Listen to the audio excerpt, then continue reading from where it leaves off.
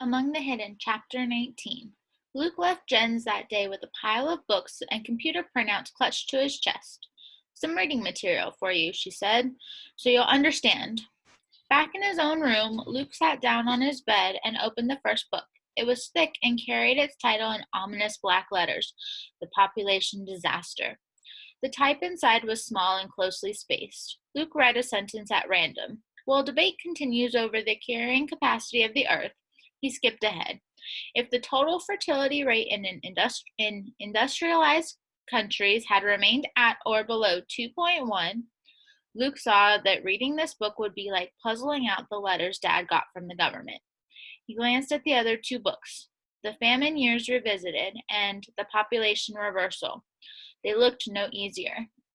The computer printouts were at least brief, but both The Problem of the Shadows and The Population Law, our country's biggest mistakes, were full of big words. Luke sighed. He was tempted to put the books aside and just ask Jen to explain them to him. And he might have, except for what she had said as she'd begun handing them to him. Oh my gosh, I didn't think. You can read, can't you? Of course, Luke had answered stiffly. I was reading in the chat room, wasn't I? Yes, but you could have been. Oh, never mind. I've offended you again, haven't I? Me and my big mouth. It wouldn't have been anything to be ashamed of, even if you couldn't. Oh, I'm making things worse. I'll shut up. Here. And it had seemed to Luke that she'd pulled even bigger books off the bookshelf after that. Now he resolutely turned to the beginning of the population disaster and began reading. Since some elements of the overpopulation crisis were foreseen in the 1800s, an uninformed observer could only wonder why humankind came so near to total annihilation. But Luke reached for the dictionary and settled in for the long haul. It rained for the next several days, so Luke read constantly, not even tempted to race over to Jen's instead.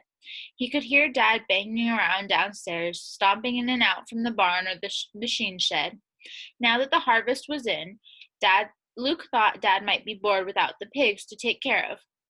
So Luke read cautiously, always ready to shove his population book under his pillow and replace it with one of his adventure books. The preparation paid off on the fourth day when he heard Dad's footsteps on the stairs. Hey, Luke, what are you up to? Nothing, Luke said, turning Treasure Island right side up at the very last moment. Dad didn't notice. Want to play cards? They played rummy on Luke's bed. Luke could feel the corner of the population disaster poking his back throughout the entire game, and he kept wanting to ask Dad about what he was learning. He spent most of the first game biting his tongue. Dad won. Again, Dad asked, shuffling the cards. If you don't have any work you've got to do. In November, with no livestock, only work I've got now is figuring out how we're going to pay our bills once the hog money runs out. Isn't there some way to grow stuff inside during the winter? Like down in the basement with special lights, lots of water, and extra minerals, and then you could sell it? Luke asked without thinking. He'd just finished reading a chapter in the population book about hydroponics. Dad squinted. Seems I did hear tell of that once. Luke won the next hand. Dad didn't seem to be concentrating. At the end, Dad said, Mind if we quit now? Luke was terrified Dad would ask where he'd heard of hydroponics. So he just said, No problem. Dad left muttering. Growing food inside.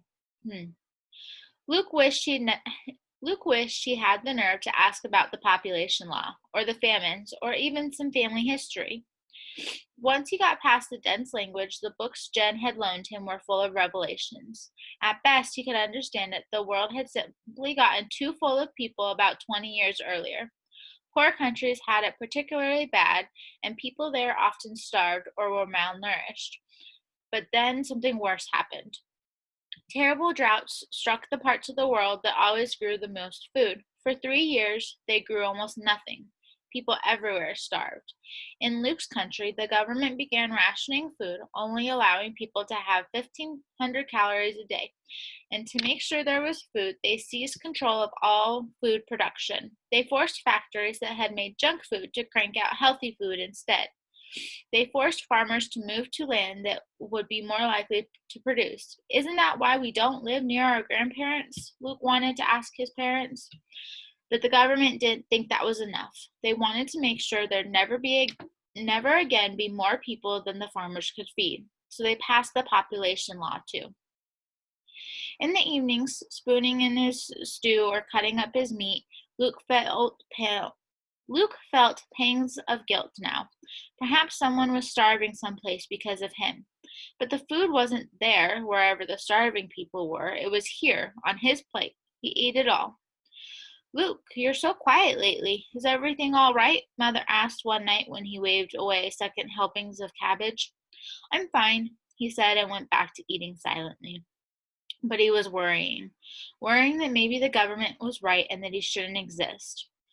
Only when he got to the 2 computer printouts did he begin to feel better. One of the articles began, "The population law is evil." The other said, "Hundreds of children are hidden, mistreated, starved, neglected, abused, or even murdered for no reason. Forcing children into the shadows can be counted as genocide."